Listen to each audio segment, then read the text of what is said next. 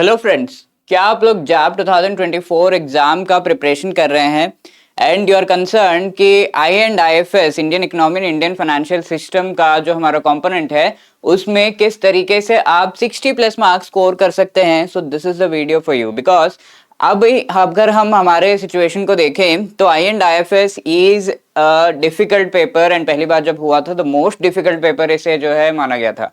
इसके साथ दूसरी बात यह है कि अगर हम अपना टाइम टेबल देखें, अगर हम अपना एग्जाम का शेड्यूल देखें तो वी विल सी कि आरबीडब्ल्यूएम के बाद immediately next day I and IFS आ रहा है। इसका मतलब हमें आरबीडब्ल्यूएम आई एंड आईएफएस के प्रिपरेशन को एक साथ करना होगा और उसके साथ साथ उसे अच्छे से प्लान करना होगा। सो इट इज रियली इंपॉर्टेंट कि आप सही चीजों का चुनाव करें, सही स्ट्रैटेजी अपनाएं ताकि आप जितना भी मार्क्स एक्सपेक्ट कर रहे हैं उस लेवल तक पहुंच पाए। Right, so in this video we will be seeing कि 60 प्लस मार्क्स किस तरीके से आप अटेन कर सकते हो आई एंड आईएफएस के पेपर में जैब 2024 के एग्जाम में। ठीक है, तो यहाँ पर देखिए, सबसे पहले जब भी हम किसी एग्जाम की प्रिपरेशन करते हैं the first thing that we should have in our mind is the syllabus and the previous year question. तो सिलेबस तो आपको बुक में एज वेल एज जो डॉक्यूमेंट है नोटिफिकेशन उसमें दिया हुआ है। प्रीवियस ईयर क्वेश्चन से क्या इन्फर हम कर सकते हैं उस चीज को हमें ध्यान से जो है समझना होगा। तो सबसे पहली बात, अगर हम प्रीवियस ईयर क्वेश्चन देखें तो यहाँ आप देख रहे हो में ये चीज अक्टूबर के लिए भी इसी तरीके से एप्लीकेबल है। अक्टूबर में जो एग्जाम हुआ था उसमें भी we have seen a similar pattern. ठीक है, May as well as October 2023। तो उसमें चारों जो हमारे मॉड्यूल्स हैं of I and IFS A B C and D, तो इन चारों मॉड्यूल्स में यू विल बी सीइंग कि the level and the number of question जो है वो आपको बहुत अच्छी तरीके से आगे के एग्जाम के प्रिपरेशन में हेल्प करेंगे। तो आप देख सकते हैं वेरी क्लियरली कि मॉड्यूल डी से सबसे ज्यादा क्वेश्चंस पूछे गए हैं। एज वी नो 100 क्वेश्चंस पूछे जाते हैं in the exam for 100 marks. ठीक है, तो उसमें से अराउंड 40 के आसपास क्वेश्चंस आपके मॉड्यूल डी में से ही पूछ लिए गए हैं। Okay, so that makes it really easy कि आई एंड आईएफएस में कैसे आप अच्छे मार्क्स स्कोर कर सकते हैं। आई होप आपको आइडिया लग रहा होगा, राइट, कि ये तीनों मॉड्यूल्स देखिए एंड दिस मॉड्यूल। ठीक है, तो इसका वेटेज इतना ज्यादा है तो you have to be very careful and बहुत अच्छे तरीके से मॉड्यूल डी को पढ़ना है। Then the second place is of module B. ठीक है, तो ये सिमिलर ट्रेंड देखा गया था in the may and October 2023। सो ये भी एक मॉड्यूल है जिसको आपको थोड़ा अच्छे से पढ़ लेना है। राइट, सो ये प्रीवियस ईयर क्वेश्चन से हमें चीजों को इन्फर करना है सबसे पहली बात, एंड वो सब कुछ मैं आपके सामने इस पर्टिकुलर वीडियो में लेकर आ गया हूं। तो हमने देखा कि कैसे module D is very very important. तो हमारी स्ट्रैटेजी क्या होनी चाहिए when you are beginning for to prepare, कि किस तरीके से कौन से मॉड्यूल को सबसे पहले पिकअप करना है एंड कैसे आगे बढ़ना है। तो the first module that you should pick up in I and IFS is module D. क्यों? वेटेज ज्यादा है और जो चैप्टर्स हैं, although 17 chapters are the number of chapters हैं in comparison to other modules, but each and every chapter is very interesting and छोटे छोटे chapters है, फटाफट कंप्लीट भी हो जाते हैं। सो दैट इज व्हाई बहुत ही क्लियरली आपको ध्यान में रखना है कि मॉड्यूल डी को सबसे पहले आपको पढ़ना है। इसके बाद you can go for module A and B. ठीक है, तो ये स्ट्रैटेजी अगर किसी ने फॉलो नहीं की है for I and IFS, because normally हम क्या करते हैं, स्टार्टिंग बुक का जो स्टार्टिंग है वो उठा के पढ़ने लगते हैं। हमें चाहिए 50 मार्क्स या 50 प्लस, तो what we do generally A and B जो स्टार्टिंग के मॉड्यूल्स हैं बुक में हमारी आईआईबीएफ के, उसमें उसको पढ़कर फटाफट से एग्जाम देने चले जाते हैं। हमें लगता है 50% सिलेबस तो पढ़ लिया, 50% मार्क्स तो आसानी से आ जाएंगे, बट नो, इन दोनों मॉड्यूल्स का वेटेज उतना नहीं है जितना मॉड्यूल डी का है।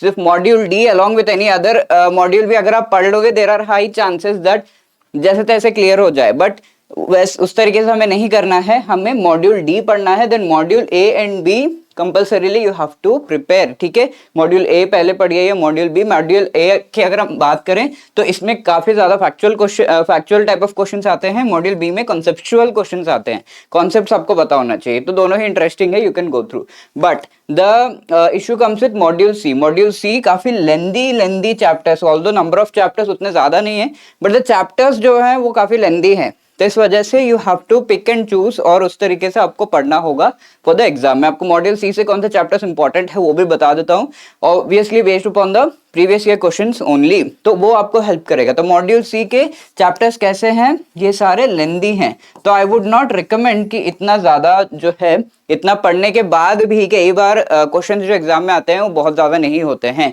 तो the benefit here of studying this, ठीक है, कॉस्ट जो हम दे रहे हैं, एफर्ट हम लगा रहे हैं ऑफ स्टडीइंग दिस, उसका बेनिफिट उतना ज्यादा नहीं है। तो दैट इज द रीजन। तो यहाँ पर इंपॉर्टेंट टॉपिक्स की अगर हम बात करें, we should go with the previous year questions. यहाँ एक क्वेश्चन है, Hindu rate of growth was coined by dash, ठीक है, तो ये मॉड्यूल ए में से फैक्ट बेस्ड क्वेश्चन है। सो इसी तरीके से प्रीवियस ईयर क्वेश्चंस अगर हम देखें जो 2023 में पूछे गए हैं, तो वो क्वेश्चन से हमें आइडिया लगेगा कि कौन से टॉपिक्स इंपॉर्टेंट है। So I am giving you a list कि कौन से टॉपिक्स इंपॉर्टेंट है। इनको ये जब आप ये मॉड्यूल्स पढ़ रहे हैं, ये चैप्टर्स पढ़ रहे हैं, तो आपको ध्यान में जरूर रखना है कि ये वाला चैप्टर बिल्कुल भी स्किप ना हो, ठीक है। तो यहाँ पर आप देख रहे हो, सबसे पहले मॉड्यूल डी से शुरुआत कर रहे हैं, ऑब्वियसली बिकॉज मैंने आपको बताया कि मॉड्यूल डी अगर आप पहली बार पढ़ रहे हो तो मॉड्यूल डी से ही आपको स्टार्ट करना चाहिए, फाइनेंशियल प्रोडक्ट्स एंड सर्विसेज, ठीक है। तो यहाँ पर ऑलमोस्ट 1/3 ऑफ द पेपर इससे आता है। क्वेश्चंस जो पूछे जाते हैं डीप है, fact based and multiple times आपको थोड़ा रिवीजन करना पड़ता है। So what are the chapters, वो हम देख लेते हैं। यहाँ पर सबसे पहला जो है financial market, not so many questions are asked but yeah important है। तो यहाँ पर आपको क्या करना है, जो भी रेड वाले आपको दिख रहे हैं, all of those are very very important. Money markets, let me tell you, इसमें से अक्टूबर में at least 8 to 10 questions from one chapter, single chapter, you won't believe.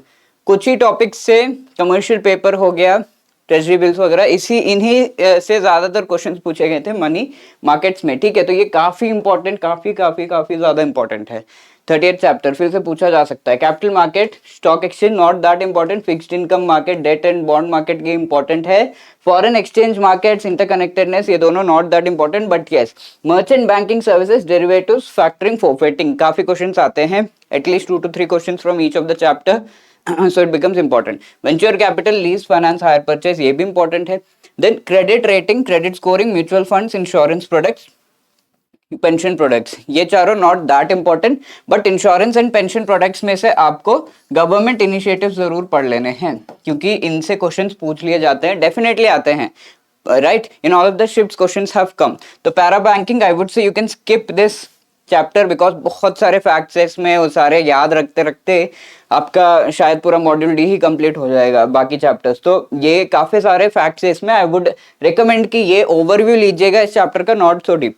Real estate, investment trust and infrastructure investment trust, ठीक है। तो REITs and InvITs important chapter, 2 to 3 questions are asked, ठीक है। तो इस तरीके से ये सारे जो है आपके इंपॉर्टेंट चैप्टर्स हो गए। यू कैन ये जो पीडीएफ आपको मिल जाएगा उससे आप प्रिपेयर कर सकते हो। Coming to module A, module A fact based है ज्यादातर। यहाँ पर कुछ चैप्टर्स ऐसे हैं, like chapter 4 you can not miss, कुछ चैप्टर्स आप थोड़ा सा इग्नोर कर सकते हैं, globalisation, economic reforms, issues facing Indian economy, वो सब, ठीक है। तो देख लेते हैं कौन से चैप्टर्स है। Overview of Indian economy, 2-3 questions आते हैं, 1-2 भी आते हैं, तो बहुत ज्यादा नहीं, कुछ फैक्ट्स उसमें इंपॉर्टेंट है। वो बुक के पीछे जो समिंग अप और समरी दिया हुआ है और क्वेश्चंस पूछे गए हैं, उनको एटलीस्ट अगर आप कर लोगे that would be enough. Sectors of Indian economy very important, ठीक है। Primary, secondary, tertiary, sunrise sunset sectors, ये सब काफी बार पूछा गया है, so it is important. Economic planning, NITI Aayog, not that important. Role of priority sector, infrastructure, इनमें से 2-3 क्वेश्चन ईच चैप्टर में से डेफिनेटली पूछे गए हैं each time, so it is important. Globalisation भी नॉट दैट इंपॉर्टेंट, 1-2 क्वेश्चन तो आया है, बट इन कंपैरिजन उतना इंपॉर्टेंट नहीं। इकोनॉमिक रिफॉर्म्स उतना इंपॉर्टेंट नहीं है। ये दोनों chapters I would tell you are the core of module A. Chapter 8 and chapter 9 ये दोनों बहुत ज्यादा इंपॉर्टेंट है। काफी सारे questions, 4 to 5 questions from each chapter have been asked, ठीक है। That is what becomes important. Climate change, sustainable development goals वाला चैप्टर थोड़ा सा है important. Issues facing Indian economy, not that important, ठीक है। तो that is module A.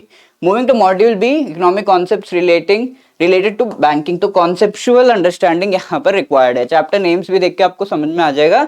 Concepts and definitions आपको पता होना चाहिए, क्योंकि थोड़ा सा कॉन्सेप्ट के डेप्थ में जाकर थोड़ा सा एप्लीकेशन बेस्ड पूछ लिया जाता है, like monetary policy related, fiscal policy, ऐसा, ठीक है। तो fundamentals of economics, micro economics 12th chapter आपका है, not that important. Supply and demand, ये भी ऑल्दो चैप्टर बहुत ही प्यारा, बहुत बढ़िया है माइक्रो इकोनॉमिक्स का, बट पढ़ने में मजा आता है लेकिन हमें उसमें डूबना नहीं है बिकॉज ज्यादा इसका बेनिफिट नहीं है, ठीक है। ओवरव्यू आपको ले लेना है। Then money supply and inflation, theories of interest, ये दोनों चैप्टर्स इंपॉर्टेंट है बहुत ज्यादा, ठीक है। थियरीज ऑफ इंटरेस्ट में भी बहुत नहीं डूबना है, at least the theory of interest किसने दिया है और उसका मेन एम क्या है, ये दो चीजें, दो थियरीज ऑफ इंटरेस्ट है, ये दो चीजें उनसे रिलेटेड एटलीस्ट अच्छे से आपको पता हो तो दैट वुड बी फाइन, ठीक है। Business cycle, monetary policy and fiscal policy, तो monetary policy and fiscal policy थोड़ा सा इंपॉर्टेंट है, ऑल्दो यहाँ पर उतना मार्क नहीं किया गया, but yes. GDP concepts, system of national accounts, ये जो 18 चैप्टर है इसमें से जीडीपी कॉन्सेप्ट्स में से काफी क्वेश्चंस पूछ लिए जाते हैं। यूनियन बजट, यस, एक दो क्वेश्चन आते हैं but comparatively not that important, ठीक है। तो मॉड्यूल बी, अब मॉड्यूल सी अगर हम देखें, नाम से ही आपको पता चलेगा कि कितने लेंथी चैप्टर्स हैं, क्वेश्चंस डीप होते हैं, फैक्ट बेस्ड एंड रिविजन बार बार आपको जरूरत है इसमें। तो देखिए we have 20th Indian financial system overview, पूरा फाइनेंशियल सिस्टम का ओवरव्यू जब आप ले रहे हो it takes a lot of time and थोड़ा लंबा चौड़ा चैप्टर। इंडियन बैंकिंग स्ट्रक्चर पूरा काफी लंबा चैप्टर है, बहुत ही, ठीक है। It will take a lot of time to cover, but yes this is important, बहुत ज्यादा नहीं, 2-3 क्वेश्चंस आते हैं, इतना सारा पढ़ोगे एंड देन 2-3 क्वेश्चंस, ठीक है। तो ऐसा है। बैंकिंग लॉस में से भी ये वाला थोड़ा सा इंपॉर्टेंट है, इसमें से 3-4 क्वेश्चंस तो पूछ लिए जाते हैं RBI act, banking regulation act से, तो ये एक चैप्टर थोड़ा ध्यान से पढ़ लीजिए। Development financial institution, micro finance institution, 1 और 2 क्वेश्चंस, ठीक है, आते हैं एग्जाम में, तो कंपैरेटिवली इंपॉर्टेंट है। Non banking financial companies, this is also slightly important, but ये तीनों नॉट दैट इंपॉर्टेंट, ठीक है। तो इंडियन फाइनेंशियल सिस्टम रेगुलेटर्स वाला भी थोड़ा सा इंपॉर्टेंट है, बट 26-28 थोड़ा सा ओवरव्यू ऊपर ऊपर से आप पढ़ सकते हो। Okay, so these are the important chapters that we have seen. तो पढ़ना कहाँ से है सर, तो if you see the study material, best तो आपका होगा अगर आप सेल्फ प्रिपरेशन कर रहे हो तो द बुक, ठीक है। ABCD चारों मॉड्यूल्स अच्छे से दिए हुए हैं, अच्छे से इन द सेंस कुछ कॉन्सेप्ट्स आपको थोड़ा सा लैकिंग लगेगा, फॉर एग्जाम्पल मॉड्यूल बी में, ठीक है। मॉड्यूल बी में कॉन्सेप्ट्स है, अब वो कॉन्सेप्ट समझने के लिए you can refer, I won't say you have to, because उसमें भी दिया हुआ है, वहां से समझ में आ जा रहा है मैकमिलन में से, तो it is good. Otherwise you can go for macro economics की बुक, क्लास 12th की NCERT जो है वो ऑनलाइन आप डाउनलोड कर सकते हो, क्लास 12th की मैक्रो इकोनॉमिक्स बुक, सारे चैप्टर्स आप एक बार अगर पढ़ लोगे मॉडल बी बहुत ही इजी हो जाएगा, बहुत ही सिंपल ल्यूसिड लैंग्वेज में यहाँ पे दिया हुआ है। अब ये सब करने के बाद if you are not revising for the exam, you are doing a big sin. इतना मेहनत करके, इतनी सारी चीजें पढ़ के, ये वीडियो देख के, right after that if you are not revising for the exam में आपको चीजें याद तो आएंगी बट वो समझ में नहीं आएगा कि कौन सा सही जवाब है, you will not be able to differentiate. तो इस वजह से रिवीजन बहुत ज्यादा इंपॉर्टेंट है, even though multiple choice questions यहाँ पर है। इसके साथ साथ कुछ चीजें आपको ध्यान में रखनी है, फॉर एग्जांपल बुक में से आप थरोली प्रिपेयर करिए, या अगर कहीं से कोचिंग ले रहे हैं तो उन्होंने जो भी दे रखा है वो थरोली अच्छे से आपको समझ में आ जाना चाहिए, प्रिपेयर करिए। चलो सर ये तो पता है हमें, कॉन्सेप्ट्स को डेप्थ में समझिए ये भी पता है, कॉन्सेप्ट्स को रिवाइज करना ये भी पता है, पर हम करते नहीं है, बट हमें करना है, ठीक है। Module D is the king, module D छोड़ा तो गया IE&IFS, ठीक है। मॉड्यूल डी हमें नहीं छोड़ना है, तो इस वजह से जो चैप्टर्स है उनमें आपको पिकअप कर सकते हो कि क्या पढ़ना है क्या नहीं, जैसा मैंने आपको बता दिया, मॉड्यूल्स नहीं छोड़ने इस तरीके से। सी थोड़ा सा यू कैन जो है लाइटली ले सकते हैं, लेकिन A B D तो आपको नहीं छोड़ना है। देन कुछ क्वेश्चंस करंट अफेयर रिलेटेड भी आते हैं एग्जाम में, देखिए 2-3 क्वेश्चंस करंट अफेयर रिलेटेड आ गए तो वो एक्चुअली इसीलिए होता है कि आपका थोड़ा सा जो प्रिपरेशन है, इतना प्रिपेयर किया फिर भी ये क्वेश्चंस नहीं कर पा रहे हैं, तो उस चीज को डगमगाने के लिए होता है। We need not go and ये करंट अफेयर्स के लिए सारे RBI रेगुलेशन ये वो हेन तेन पढ़ लिया, नो, नॉट रिक्वायर्ड। हमें 100 आउट ऑफ 100 नहीं लाना है, that is why current affair related question आते हैं, आता है तो कर दो वरना छोड़ दो, ठीक है। You can mark something because negative marking नहीं है, तो दैट विल अगर हो गया सही तो हो गया, अच्छी बात है, वरना तो छोड़ दो, ठीक है। तो इसके पीछे हमें भागना नहीं है, अदर देन दैट बुक को अच्छे से प्रिपेयर करना है, बुक में से डेफिनेटली क्वेश्चंस आते हैं, right. So that is the thing. If you have any other query you can always call us on 8146207241, या फिर you can drop a mail at hello@edutab.co.in, जहां से आपको जो है क्विकली रिप्लाई किया जाएगा। And I'm so sorry, right? So you can always do this and mail us, right? Okay, sorry for that. So you can mail us on edutap hello@edutap.co.in and if you like this video आप हमें comment section में बता सकते हैं. All the very best for your exam. I and IFS का preparation थोड़ा पहले से कर लीजिएगा बिकॉज गैप नहीं है दोनों RBWM एंड IFS के एग्जाम के बीच में. 8th को RBWM, 9th को I and IFS, राइट? तो plan it in that way and all the best. Thank you. जय हिंद.